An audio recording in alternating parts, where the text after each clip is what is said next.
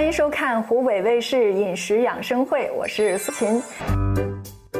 炎热的夏季容易出现各种各样的健康问题，所以养生工作提上日程，刻不容缓，不能光嘴上养生，还得真正行动起来。夏季养生的讲究很多，我们应该避免踩到哪些健康雷区？夏季又该如何正确养生呢？一起来了解一下夏季养生之道吧。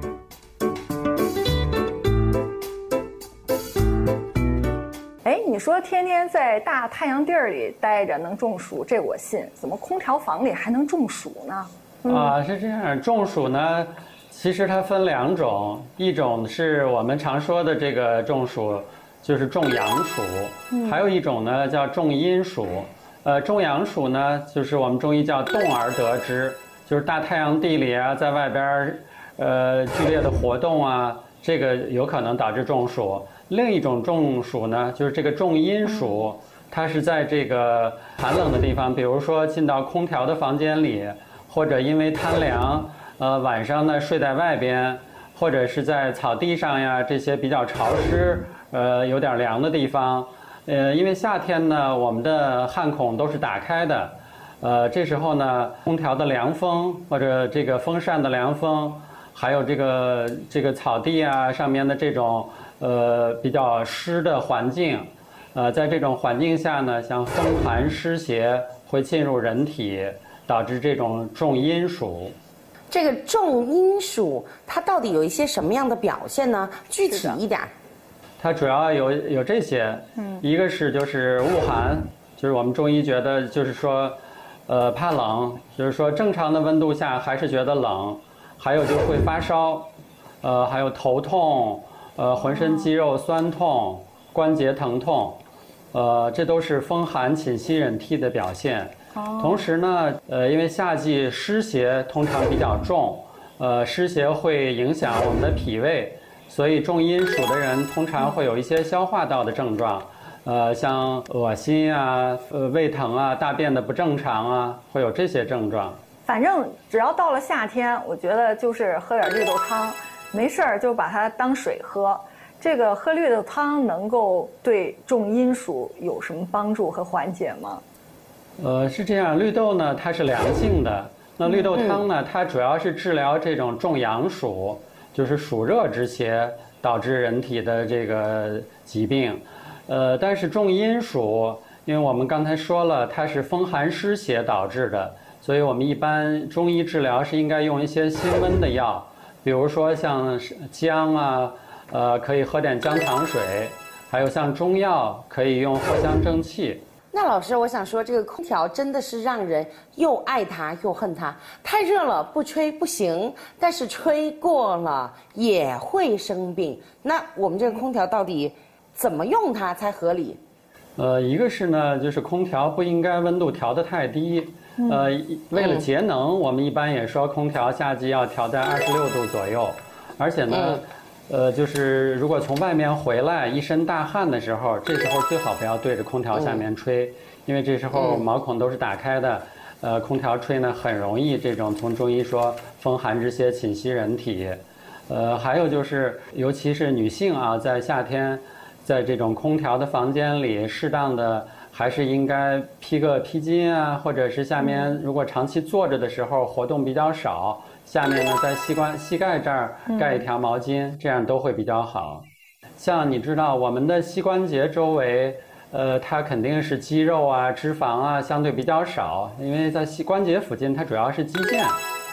那寒凉的刺激呢，导致局部的这个血流供应会减少，因为血管会收缩，血液供应减少，然后寒冷呢导致肌肉的痉挛，间接呢可以继而导致像关节的滑膜炎。导致关节的疼痛，像女性呢，夏天要穿得凉快一点呢，穿短裤啊、短裙啊，膝关节经常暴露在外面，就更容易受这种空调的凉风的刺激。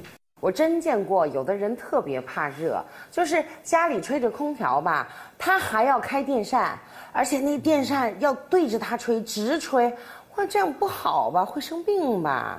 有些人在开空调的同时也开电扇，这样让空气更快的循环起来，能更快的降温。但是一定注意不要直接对着人吹。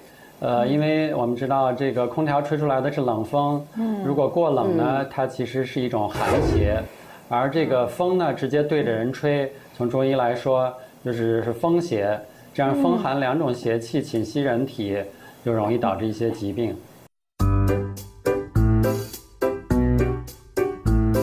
你说这个肚子疼、胃疼，我能理解。吃了冰激凌会头疼呢？就是吃大量的这种冰激凌啊、寒凉的食物，它会导致局部啊、口腔周围这个温度降低。温度降低之后，局部的血管会收缩。其实人体有一个反应性的调节，就是剧烈的收缩之后，它又会反应性的扩张。扩张之后呢，血流会冲击血管壁，导致这些血管壁上的痛觉神经会敏感，所以会导致像这个太阳穴的疼痛。额头的疼痛，这都是一次就是吃寒凉的东西太多导致的。所以这个吃了冰激凌就会头痛，是不是就意味着我要告别冰激凌了？那倒不一定，其实小口慢一点吃，是应该是不会导致这种冰淇淋头痛的。通常都是一次吃得太快，量太多。那除了冰激凌，我们还有很多选择啊，夏天。冰镇的饮料啊，冰镇的啤酒啊，都是非常开胃的。你说晚上在武汉的大街上，点一盘小龙虾，来一瓶冰啤酒，哎呦喂，那个爽啊！虽然这个冰啤酒呀、冷饮啊，一下喝进去很爽，但实际呢，就是一下喝进去的量太多，肯定对人体是不好的。为什么呢？因为夏天我们一下喝进去这大量的饮料，会冲淡胃酸，而这个胃酸呢，它是有帮助杀菌的。如果一下就是喝进去大量的饮料，胃酸稀释了之后，容易导致就是一些细菌，导致胃肠炎。还有呢，就是大量寒凉的这种饮料，进入胃里，我们胃黏膜的这个血管会强烈的收缩，影响胃黏膜的血流。这样胃黏膜自身的防御功能、防御能力会下降，继而就导致炎症啊，像糜烂呀、溃疡啊，都有可能因此产生。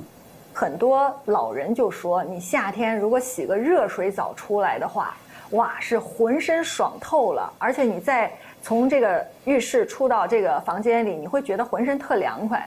但是如果你要是洗一个冷水澡出来，你会发现这身上还是汗津津的，没有起到任何的这个凉爽的作用。洗冷水澡的时候，当然洗的时候觉得很凉快，因为冷水呢带走了体表的热量，但是呢冷水刺激之后，表皮的毛细血管会收缩，这样呢等洗完之后反而不利于散热，不利于汗腺的蒸发，因为我们的身体的散热是需要汗液的蒸发来散热，而洗热水澡呢，洗完了之后能够有助于汗液出来，所以这更好的把热量带走。所以建议呢，夏天为了凉快可以洗温水澡。那天气热的时候啊，很多男士在家就打光膀子赤膊，他觉得这样很凉快，这样可以吗？我们知道夏天到最热的时候，温度可能会超过体温。当这个外界温度超过体温的时候，你这个光膀子完全并不有利于散热。外界温度低于体温的时候，你可以通过热量的交换来散热。那当外界的温度非常高的时候，实际光膀子并不能帮助散热，而且呢会感觉更热。而穿一些轻薄的衣服、吸汗的衣服。在身体和衣服之间，它有一个空气层，你活动的时候空气流动，反而能帮助这个汗液的蒸发，带走热量，会感觉更凉快。所以其实不一定就是穿的越少或者不穿才凉快。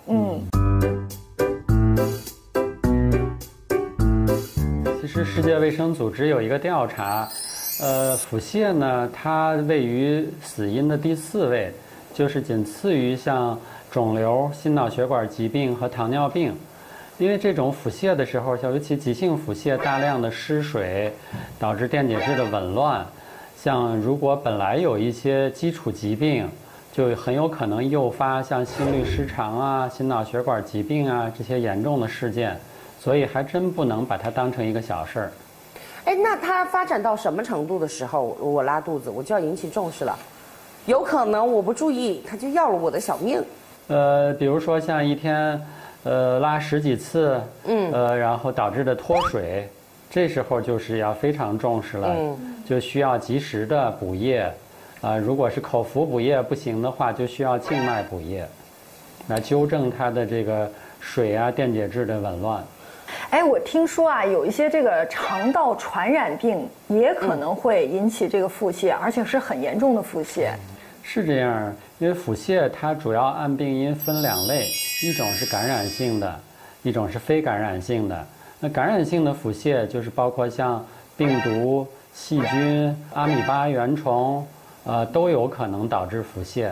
还有一些细菌它可以产生毒素，本身毒素可以导致腹泻。而非感染性的腹泻，我们常见的，比如说像代谢类的疾病，甲亢、糖尿病，还有时候有一些腹泻，我们要仔细问它的用药史，有可能和用药有关系。那孟主任，您能不能给我们总结一下，这个夏季高发的有哪些肠道传染疾病？夏季常见的就是感染性腹泻，一般像细菌感染最常见，像大肠杆菌、痢疾杆菌，还有一些其他的就是。通常导致的主要它不是腹泻症状，但是它会有出现腹泻，像这个甲肝和戊肝，虽然是肝炎，但是早期它有可能有腹泻的症状。还有另外一个腹泻比较重的是霍乱，那它是一个比较严重的传染病。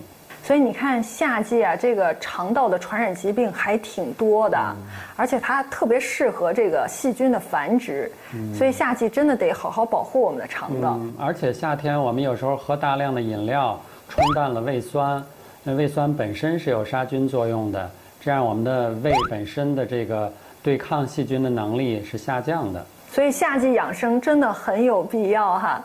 那我们常说的痢疾也是传染性的，闹肚子的一种传染病，对吗？严格来说，痢疾就是痢疾杆菌，就是我们学术来说叫致褐菌属的这一类细菌导致的这种急性的肠炎，它叫痢疾。它会传染吗？是啊，因为细菌导致的这个感染，它是可以通过粪口途径传染给别人的。哎，你看我们小时候都知道，是有些人拉肚子就叫拉肚子，有些人就是痢疾。就我一直都没弄明白，这个拉肚子和痢疾有什么区别呀？其实痢疾严格来说就是特指这个痢疾杆菌，就是致褐菌引起来的这种拉肚子，或者说这种腹泻。但是呢，其实我们临床有时候很难去，就是说做细菌培养去鉴别，就导致腹泻的这个细菌是不是这个致褐菌。所以呢，现在也有临床的标准，就是大便里有多少个白细胞，同时有红细胞，我们就临床诊断痢疾。我在想说这个，其实我们现在经常会说这个腹泻分细菌性的和病毒性的，但是我们所有的朋友基本上都不会区分，不会，是吧？是的，其实从症状上，病毒导致的腹泻通常就是水样便，而且呢没有说比较严重的发热啊这些症状。另一方面就是做化验室的检查，大便里可能偶见或者没有这个红白细胞，而痢疾一般有脓血便，就是大便里有大量的红细胞、白细胞，而且呢会有发热呀、腹痛啊这些更严重的症状。那孟主任，我想问一下，这种细菌性的腹泻是不是就要使用抗生素了？对，如果到了医院，医生做了一些检查，像血象的化验、有大便的化验之后，确定确实存在细菌感染，那是用抗生素来治疗。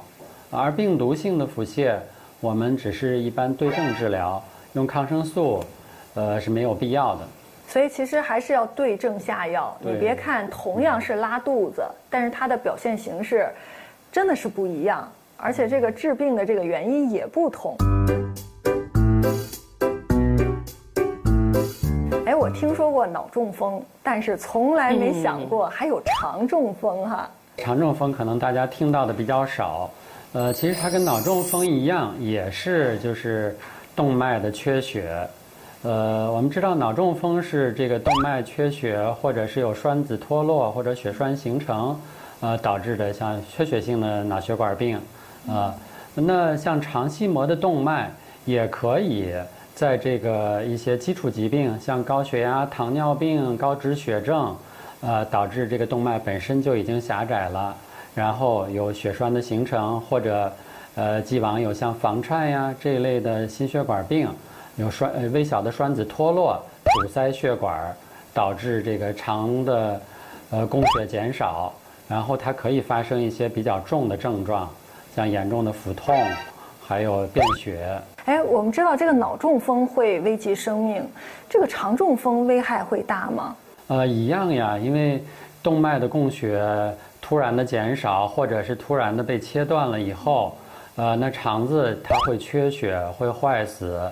然后继发会有肠道细菌的感染，严重的可以穿孔，导致急性腹膜炎，甚至休克，感染中毒性休克。那我们在得那么严重的肠中风之前，我们能不能感觉到点什么？它有没有一点点先兆？通常呢，就是得肠中风的这些人呢，他有一些基础的疾病，心脑血管病、高脂血症。通常呢有一些先兆，比如说像饱食之后，它会有腹痛。那是不是可以说夏季就是这个肠中风的一个高发季节呢？的确，因为夏天像出汗过多，而且来不及喝水，血液浓缩，都是容易导致这个血栓形成啊，或者是形成动脉栓塞的原因。那肠中风我们要怎么去预防它呢？预防呢，一个是积极治疗基础疾病，像老年人如果本身有高血压、高脂血症、糖尿病，那就要积极去控制好血压、血脂和血糖。还有呢，就是夏天，老年人一定在出汗以后或者大量出汗之后要及时的补水，防止这个血液的过度浓缩。老年人同时还要注意，就是平时饮食要清淡。我们都知道，像高血压、糖尿病、高脂血症，都是离不开跟不良的饮食习惯有关系。所以平时饮食清淡，少吃高脂的饮食，都有助于控制它的这些原发疾病。还有像老年人的像便秘，非常的危险。其实有时候你在便秘的时候，这个使劲儿。它会导致这个腹压的升高，导致这个肠的供血更加减少，有时候有可能诱发这种肠中风。还有像剧烈的咳嗽，也可以引起腹压的升高，诱发这个肠的中风。那今天听完这个孟主任的讲述啊，我就发现，其实过去被我们忽略的很多小细节，往往也埋伏着巨大的威胁哈。其实，在我的理解啊，这个肠胃感冒了，应该就是我们夏季经常会遇到的急性肠胃炎。反正我是得过，我不知道孟主任，我这个说法理解对吗？不完全对，因为胃肠感冒它是有急性胃肠炎的这些症状，像腹痛、腹泻，但是它同时也有类似感冒的症状，像浑身疼痛啊、咽痛、咳嗽啊，这些也可以出现。所以呢，还是有区别的。从病因上来说，胃肠感冒我们通常最常见的是科萨奇病毒感染。科萨奇病毒感染它是可以通过呼吸道，也可以通过消化道感染，这就和一般的这个细菌导致的这种感染性腹泻不一样。因为细菌导致的急性胃肠炎，它通常是病从口入，是从消化道感染的，而且它通常没有像类似感冒的那些症状。那他们两个的表现症状都是腹泻吗？对，从症状上都会有腹泻。症状上区分就是胃肠型感冒，它会有感冒的症状，就是发热、周身酸痛、咽痛，有的会有咳嗽，这些类似还有就是像呼吸道感染的这种症状。而且这个病啊，经常是半夜发起来，那这个时候很多朋友说去医院也不方便。所以有的时候就会家里备点这个叫蒙脱石散来止泻不知道这种药是不是对急性肠胃炎是真的有效呢？蒙脱石散呢，它是有一种特殊的结构，就是它是双八面体，它从微观底下看，它的表面积特别大，它能够吸附这种细菌、病毒，还有它们产生的毒素，吸附水分。在急性腹泻的时候，早期用上呢，能够很快的止泻。而且它还能够覆盖在胃肠道黏膜上，起一个保护作用。那聊了这么多，我们要赶紧进入我们金龙鱼稻谷先生谷物油更健康厨房环节了。Hello， 大家好，谷物油更健康，欢迎来到金龙鱼稻谷先生健康厨房，我是谢天静。今天咱们来吃什么呢？看看这眼前的食材啊，有藕丝、青椒丝、红椒丝，还有豆瓣酱。咱们这道菜要做的是一个酸辣藕丝。那首先呢，咱们来处理食材。这个藕啊，洗净之后把它切成丝儿啊，拿水泡一下，目的是泡出多余的淀粉。那这样泡完之后呢，咱们去给它焯个水，这个藕丝倒进去，我们直接把它焯熟啊，会让这个藕丝更加的脆嫩。一边焯水呢，一边咱们来炒一个蘸料。那么青椒丝、红椒丝已经提前切好了，咱们就直接进入主题，开火。咱们用一点金龙鱼稻谷先生啊谷物油做饭香，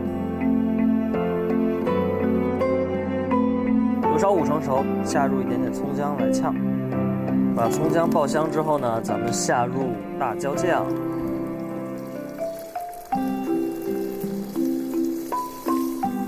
下入青椒丝、红椒丝，一起炒。这个呢，主要是咱们藕丝的一个蘸料啊，所以说咱们把青椒、红椒下锅炒之后呢，烹入一些醋，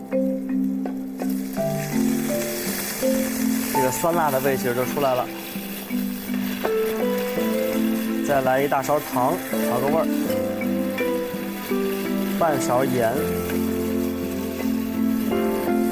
像酸辣的这种蘸汁啊，配咱们这个藕丝是最好的了。好，稍微翻炒一下，咱们就关火。另一边呢，咱们的藕丝也焯好水了，咱们关火，把它捞出，沥干焯水的这个水分。捞出来放在这个大碗里面。好，那咱们的藕丝焯好水，把咱们刚才炒好的蘸料倒进去。咱们在这个大碗里面先给它提前搅拌均匀。让每一根藕丝啊都裹上咱们这个酸辣的蘸料，这样更入味儿。好，最后呢，咱们就把它装盘盛出了。这个菜啊是一道可以冷吃也可以热吃的菜啊，这么着作为一个热吃的拌菜很好吃。那这样的话呢，一道酸辣藕丝就做好了，怎么样？是不是非常简单？而且呢，吃起来可棒了，赶紧在家也试一试吧。今天咱们的节目就到这儿了，下期再见，拜拜。在收看节目的同时呢，也欢迎大家关注饮食养生会的官方微博、微信、抖音、知乎，就有更多的养生干货分享给你了。那今天的节目就是这样，我们再见。